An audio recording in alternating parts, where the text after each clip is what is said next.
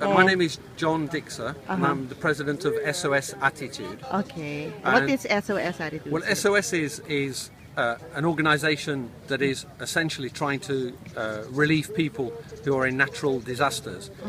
We have a lot of specialities. One of our specialities is shelter, but we're also looking to coordinate and cooperation in disaster areas.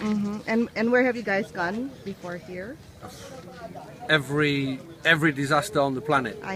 Could you just mention a few? Yeah, for example, Japan. We arrived in Japan the same day. All right. Haiti. This year we've been in Mali with the war in Mali.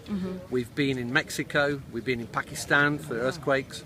Very good. We go where there's a need. Okay. Where there's a need. So what's your initial assessment of the area?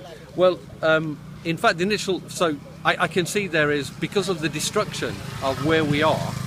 My instinct after 5 days tell me that there is a massive need for shelter. But also in certain barangay which are not close to the hub, they lack food, which is normal. I don't think it's good, but it's logistically difficult. And I think the situation medically is getting better, but there are still quite important needs in terms of already general medicine. People are not quite well, and we've got quite a few. I can see quite a few injuries. And surprising for me right now is the typhoon did quite some terrible damage. But from a physical viewpoint, many people are having problems with walking on nails, and it's the biggest thing we have seen so far, where people are damaging parts of the legs and feet with nails. So that means that they're prone to tetanus. And I think that would be a really good thing, just tetanus jabs throughout. That's my first thing from a medical viewpoint. Now we're working to try, because we're here, we're waiting for our equipment to come in. Yes. We've got tents coming in. So what we're doing is we're sharing our skills, and we're trying to facilitate things from a medical viewpoint. For example, we've got 16 right now, 16 French firefighters who are trained medics with doctors and nurses, and they're going from village to village right now to double check the work, to double check. So I can give you some statistics. For example, yes, yesterday they visited 3 barangay, and they managed to see about 300 people, and 80% are injuries sustained from the typhoon or since the typhoon. 20% general medicine, that people have normal things that are wrong with them. So they're continuing their work over the next, well, now they've got a team going out, 14 people going out, and they're just going to go work their way up north from barangay to barangay. Which of the barangays do you feel is the hardest hit, personally?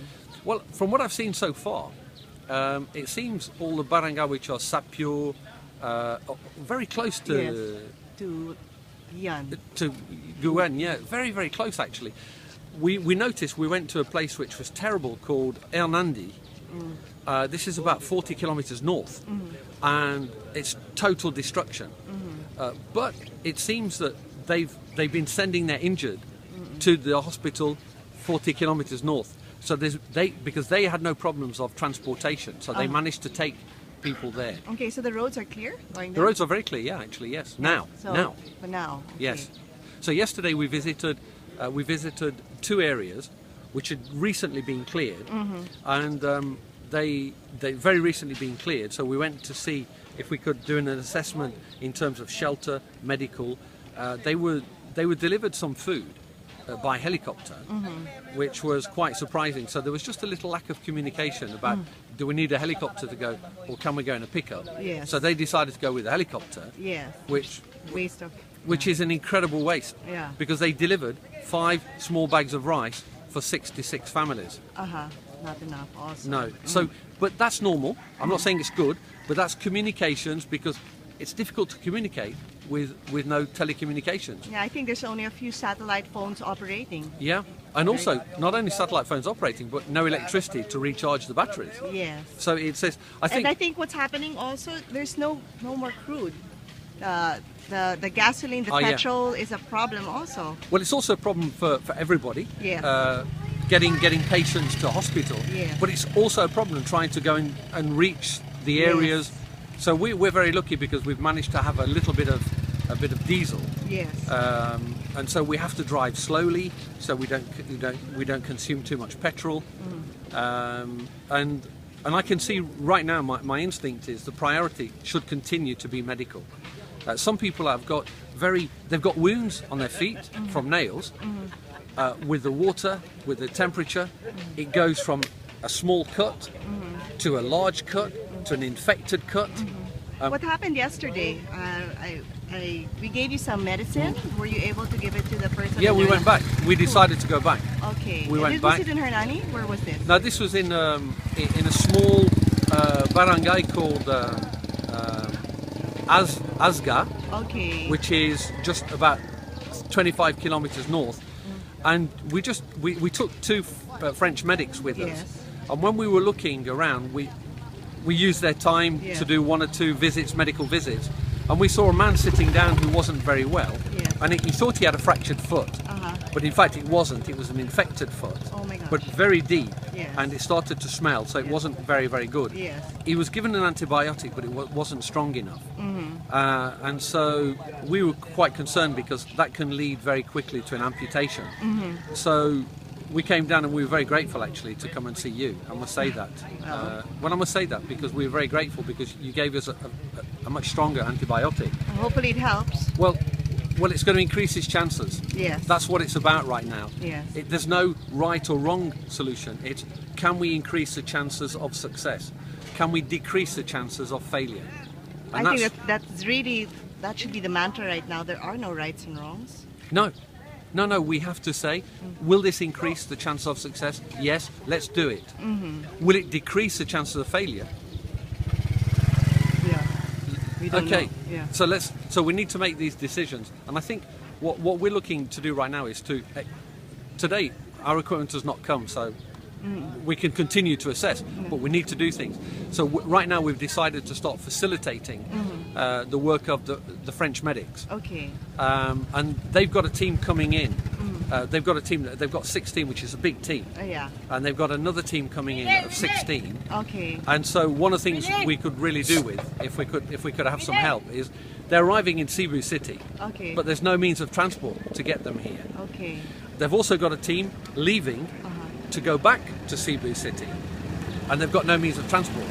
So what I'm concerned on, it's not the fact of facilitating transport, it's that if they have to travel by car and things like that, that's an extra day, an extra 2 days. So we've got French medics sitting in a car, Yeah. which is not good.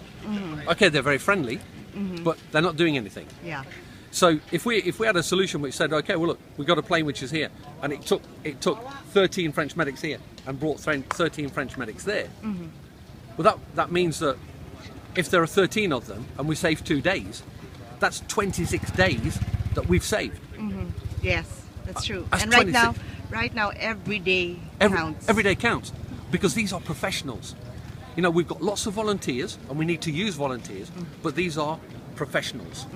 They are respected, renowned professionals, so we need to use them, because if most of their time is just trying to find a transport solution from Cebu City, because unfortunately for Giwan in this area, in eastern Samar, everybody's going to Cebu City. Every plane is going to Cebu City, and what we need to try and do is to try and increase the logistics here to be able to bring equipment in, but also to facilitate the coming and going of people with added value that we can't find locally. That's what we have to do. Yes, I agree. All right. Well, thank you so much. No, thank you, because I think what you guys are doing is just absolutely wonderful. I think what you're doing, and I'm going to say this because it's very, very personal what I'm going to say.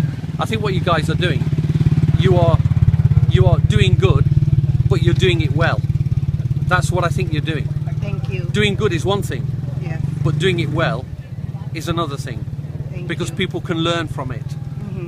So the people we're helping and we're working with, and I think that's what you guys are doing, and I just say that from the heart. Nothing. We try our best. No, but no you right do or your wrong. best. You don't try, you do it.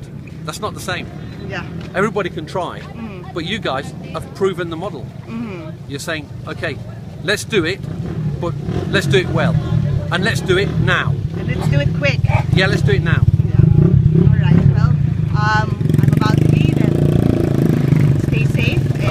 touch, okay? Yeah. Alrighty.